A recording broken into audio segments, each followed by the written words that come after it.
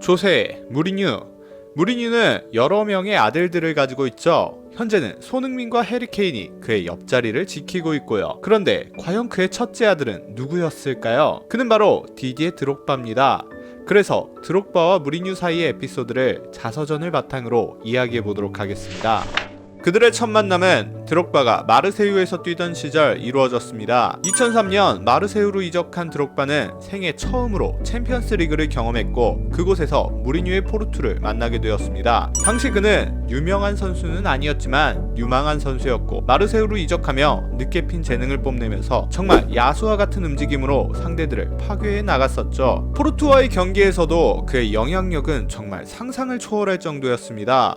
심지어는 상대팀 수비수가 자기들끼리 드록바를 막을 방법은 파울뿐이야 라고 말했다 합니다. 경기가 끝난 후 무리뉴는 드록바를 개인적으로 찾아와 프랑스어로 말을 걸었으며 농담을 주고받았고 마지막에 이런 말을 남겼다고 합니다. 언젠가 내가 자네를 영입할 여유가 생기면 꼭 영입할 거야 라고요. 그리고 둘은 각자의 길을 갔습니다. 그 후에 무리뉴는 스카우트를 보내 꾸준히 드록바를 관찰하였으며 스카우트의 주인공은 나중에 첼시 감독직을 맡은 안드레 빌라스보아스라고 하네요. 마르세유에서 성공적인 1년을 보낸 드록바에게 마르세유에서의 생활은 인생에서 가장 만족스러우며 안정감 있는 생활을 보존해 주었고 재계약까지 하며 클럽과 도시에 대한 애정을 가졌습니다. 하지만 잉글랜드의 첼시를 인수한 갑부 로만 아브라모비치는 무리뉴를 영입했고 그 무리뉴가 드록바를 노리고 있었죠. 제시한 이적료는 무려 3,700만 유로, 당시 기준 460억이었는데 이게 지금은 별게 아닌 것 같은데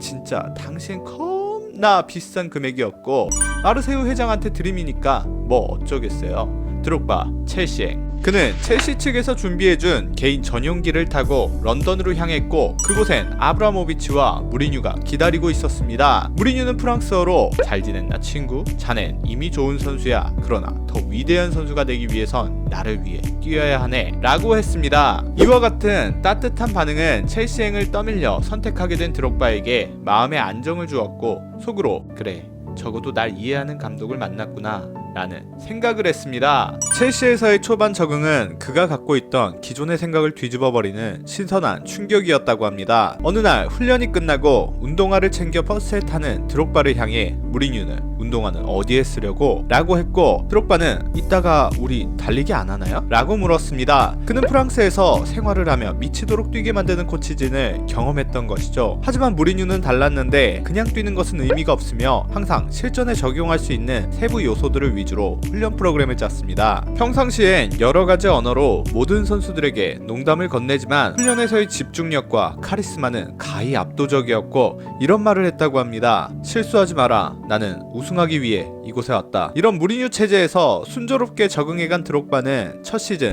리그와 리그컵을 우승하며 2관왕에 오르게 됩니다. 그리고 맞이한 두 번째 시즌 드록바는 이적을 고민하게 됩니다. 이유는 여러 가지가 있지만 가장 큰 이유는 잉글랜드의 기자들 때문이라고 하네요. 당시 영어를 잘하지 못하던 그는 한 기자의 유도 질문에 넘어갔고 그 순간부터 본인의 의도와는 다른 기사들이 생산되었습니다. 바로 나는 다이빙을 유도한다 라는 것입니다.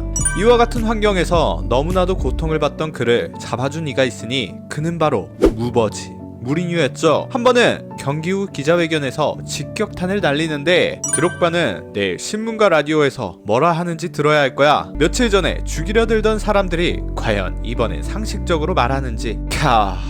근데 이거 지가 하고 싶은 말 아니야? 네, 어쨌든 이것이 드록바에겐 너무나 큰 힘이 되었고 그가 런던에 남는 이유 중 하나가 되었습니다. 그들은 정말 서로를 위하며 서로에게 의지하고 서로를 존경했습니다. 무리뉴는 드록바는 무리뉴를 말이죠. 하지만 그들이 한 팀에 있는 것은 영원하지 않았는데 이유는 무리뉴와 구단주인 아브라모비치 사이에 갈등이 점점 커져 네 번째 시즌 깨지기 시작한 것입니다. 그 시즌 9월 들어 몇 경기째 승리가 없었고 안 좋은 상황을 감지한 드록바는 어느 날 무리뉴와 단둘이 만남을 가졌습니다. 그리고 지금 상황이 어떻게 돌아가는지 물었죠. 무리뉴의 답변은 난 끝났다. 그의 얼굴엔 어떠한 표정도 없었고 드록바는 말을 잇지 못했습니다. 바로 다음날 첼시와 무리뉴는 결별을 공식 발표했고 무리뉴는 언론에 이 사실이 알려지기 전 모든 선수단에게 감동적인 인사말을 건넸다 합니다. 드록바가 느끼기에 이때 무리뉴의 표정은 너무나도 슬퍼 보였다고 하네요. 여러 가지 감정이 교차한 드록바는 구단주를 찾아갔고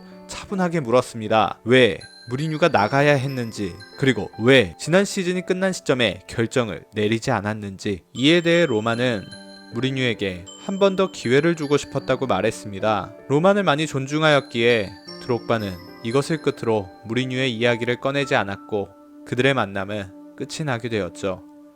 비록 3년이라는 짧은 시간이었지만 너무나도 많은 것을 이룬 그들이었기에 당시의 아픔은 말로 표현할 수 없었습니다. 그리고 시간이 흘러 드록바도 2012년 챔스 우승을 끝으로 첼시를 떠났고 그들의 만남은 다시 이루어지지 않을 것 같았습니다.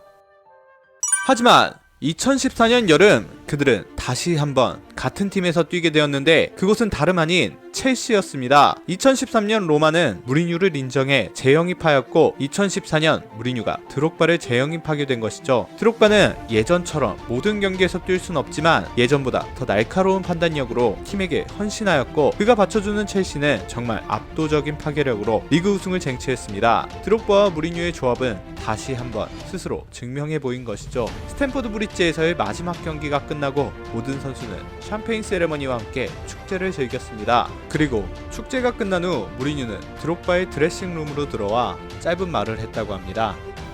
가라. 그리고 돌아와라. 오늘은 여기까지입니다. 오늘도 시청해주셔서 감사합니다.